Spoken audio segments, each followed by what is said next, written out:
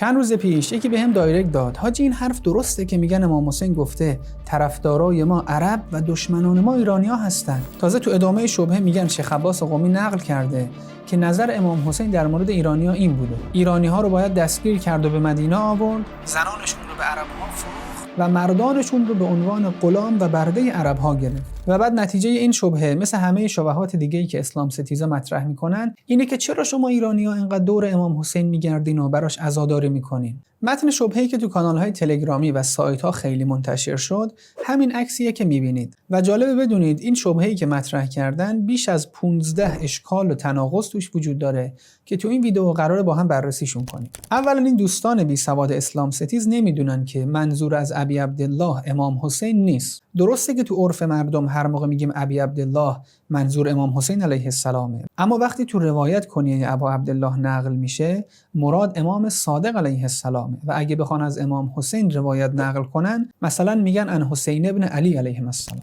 دوما وقتی که میریم سراغ اون منبعی که اینا نقل کردن میبینیم چه جالب اتفاقا این روایت تو قسمت و اصطلاحاً باب فضیلت عجم‌ها اومده. یعنی این روایت کنار احادیثی اومده که اهل بیت دارن از عجم‌ها تعریف میکنن. مثلا 2 خط بالاتر امام صادق علیه السلام فرمودن فضیلت عجم‌ها اینه که تعصب ندارن و آدم منطقی هن و قرآن عربی رو هم قبول میکنن. اما اگه همین قرآن به زبون عجم‌ها نازل میشد عربا قبول نمیکردن. سوما بی‌سوادی اینها که اتفاقا خیلی فاز استاد دانشگاهی و استدلال و علم و اینا دارن به همینجا ختم نمیشه، چون تو اون متن شبهه‌ای که منتشر کردن نوشتن که ما از تبار قریش هستیم، طرفداران ما عرب و دشمنان ما ایرانی ها هستن. بعد تو ادامه روایت گفتن و روشن است که هر عرب از ایرانی بهتر است و اون اشکال کننده نادون کلمه بیانی که خط دوم اومده رو به معنای روشن است ترجمه کرد، در حالی که هر کسی که یه مقدار کتابای حدیثی مطالعه کرده باشه میدونه کتاب سفینة البحار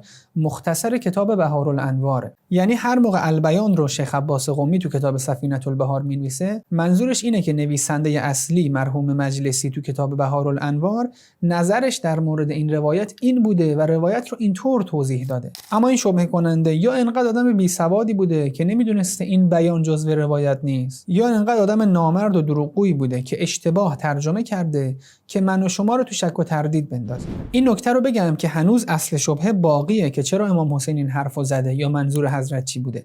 اما به من اجازه بدید یه مقدار بی‌سوادی این اسلام ستیزا رو کنیم تا بعد بریم سراغ خود روایت. رابعاً یا چهارماً کار دیگه‌ای که این نامردا کردن اینه که می‌بینیم روایتشون هنوز ادامه داره و امام حسین علیه السلام گفتن زنان ایرانی‌ها رو به مدینه بیارین و بفروشین، مرداشون هم به غلامی و بردگی عرب‌ها بگیرین. اما وقتی که برمیگردیم سراغ کتاب سفینة البحار می‌بینیم روایت 4-5 کلمه بیشتر نبوده و این نامردا علاوه بر این که توضیح مرحوم مجلسی رو به حدیث اضافه کردن روایت دوم رو هم به این حدیث چسبوندن تا دروغ خودشون رو پروارتر کنن، در حالی که این نظر خلیفه دوم آقای عمر ابن خطاب نسبت به ایرانی ها بوده و این نامردا اومدن عنوان سوء رأی ثانی فی الاعاجم یعنی نظر بد خلیفه دوم نسبت به ایرانی ها رو برداشتن و چسبوندن به روایت قبل تا بگن این نظر امام حسینه. پس ترجمه درست این میشه وقتی اسیران ایرانی رو به مدینه آوردن خلیفه دوم خواست که زنای اونها رو بفروشه و مرداشون رو بردگان عرب قرار بده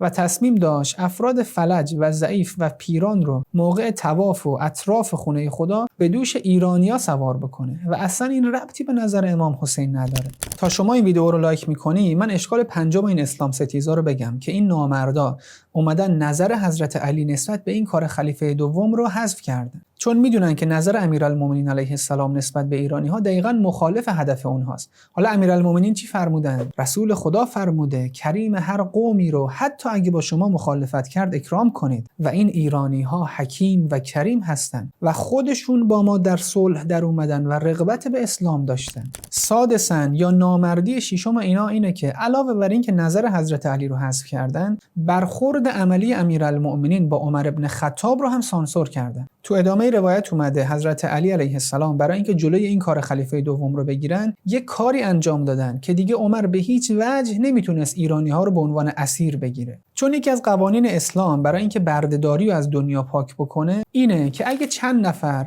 شراکتاً یه برده‌ای داشته باشن و یکی از اونها سهم خودش رو نسبت به این برده آزاد بکنه اون برده خود به خود آزاد میشه. حالا عمر بن خطاب یه جنگ ظالمانه راه انداخته و یه مقدار از ایرانی‌ها رو اسیر کرد. امیرالمومنین علیه السلام سهم خودشون و بنی هاشم از این ایرانی‌ها رو آزاد کردن و چون همه مردم از این حکم اطلاع داشتن، دیگه خلیفه دوم نمیتونست ایرانی‌ها رو به عنوان برده بگیره و مجبور شد همه اسیرای ایرانی رو آزاد کنه. حالا با ذات پلید و کثیف این اسلام ستیزه آشنا شدین که برای اینکه یه مقدار مخاطب جلب بکنن چقدر دروغ و تهمت و افترا به هم میبافن تا من و شما رو از دور اهل بیت دور کنن. اشکال هفتم اینه که آقای اسلام ستیز، بالاخره شما داری یه روایت نقل میکنی و ما هر حدیثی رو نمیپذیریم، باید سند اون رو بررسی بکنیم. اما وقتی سراغ شبهه اینا میریم میبینیم سند حدیث رو ذکر نکردن تا اگه کسی هم بخواد تحقیق بکنه نتونه، چون بالاخره ما به عنوان مخاطب باید هر دروغی رو از اینا قبول کنیم. اما وقتی میریم سراغ سند این روایت تو کتاب معانی الاخبار،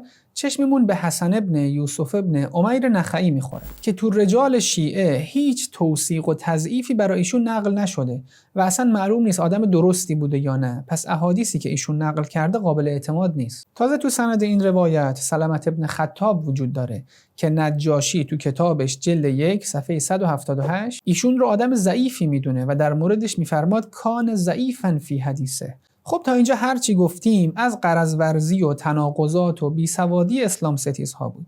اما حالا میخوایم به اصل روایت بپردازیم. آیا میشه همچین حرفی از امام حسین قبول کرد؟ آیا واقعا سید الشهدا علیه السلام از ایرانیا بدشون میومده و تعصب داشتن به نژاد عربی؟ ببینید عزیزان، خود اهل بیت علیهم السلام مسیر رو برامون مشخص کردن و فرمودن اگه یه روایتی از ما به دستتون رسید که مخالف آیات قرآن بود، اون روایت رو بکوبید به دیوار. برفرض این روایت درست باشه با این همه اشکالش، اما چون قرآن کریم میفرماد ان اکرمکم عندالله اتقاکم، رنگ پوست و قوم و قبیله و ثروت و پست و مقام برای انسان ارزشی نمیاره، بلکه تقوا نشونه ارزش انسانه، نه عرب و عجم. پس این روایت هم به سفارش خود اهل بیت علیهم السلام باید کنار گذاشته بشه. نکته دومی که اصلا این اسلام ستیزا روایت رو برامون بد معنا کردن که این شبهه به وجود اومده و اصلا امام صادق علیه السلام دارن یه چیز دیگه میفرمان. آقا لفظ عرب و عجم یه معنای اصطلاحی داره، یعنی کسایی که تو کشورهای عربی زندگی میکنن میشن عرب، باقی اونا مثل ایرانیا و اروپایی‌ها میشن عجم. اما لفظ عجم تو لغت به معنای گنگی و غیر واضح و غیر مستقیم بودنه. یعنی اگه کسی نتونه عربی رو خوب صحبت بکنه میگن برای ما نامفهوم و عجمه، حتی اگه طرف اهل عربستان باشه بهش میگن عجم. عرب هم تو لغت یعنی هر چیزی که واضح و روشن و آشکار باشه. برای همین هم میگن کلمات رو اعراب گذاری کن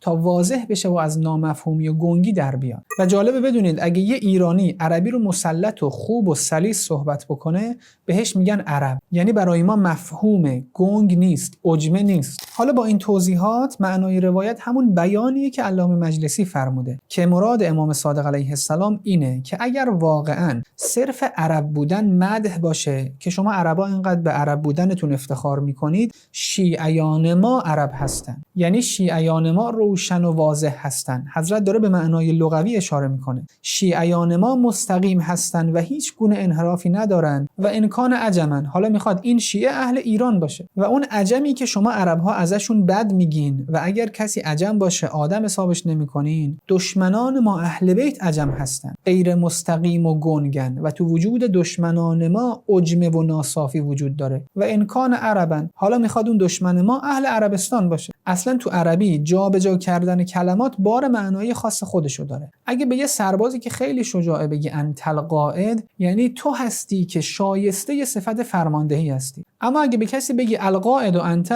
یعنی تو فرماندهی، سرباز نیست. حالا وقتی طبق روایت گفته شد شیعتنا العرب، یعنی شیعیان ما هستن که شایسته ی صفت عرب بودنن، و وقتی گفت عدونا العجم، یعنی دشمنان ما اهل بیت هستن که شایسته ی صفت عجم بودنن. خب تا اینجا مشخص شد که منظور امام صادق علیه السلام چیه. اما راه‌های دیگه‌ای هم وجود داره که نظر اهل بیت علیهم السلام رو نسبت به ایرانی‌ها متوجه بشیم. مثلا خود همین سید الشهدا علیه السلام که شما براش شبهه درست می‌کنید، با یکی از همون اسیرای ایرانی ازدواج کرد که ماحصل این ازدواج امام سجاد علیه السلام بود، که این امام سجاد علیه السلام خودشون رو ابن الخیرتین معرفی می‌کنن، یعنی فرزند دو گروه نیکو که اهل بیت پیغمبر و ایرانی‌ها باشن. همینطور ما ده‌ها روایت داریم که یکی از دلایل مخالفت خلفا با امیرالمومنین علیه السلام این بود که رابطه‌شون با عجم‌ها، مخصوصا ایرانی‌ها، خیلی رابطه خوبی بوده. ایرانی‌ها میومدن در خونه امیرالمومنین مشکلاتشون رو حل می‌کردن.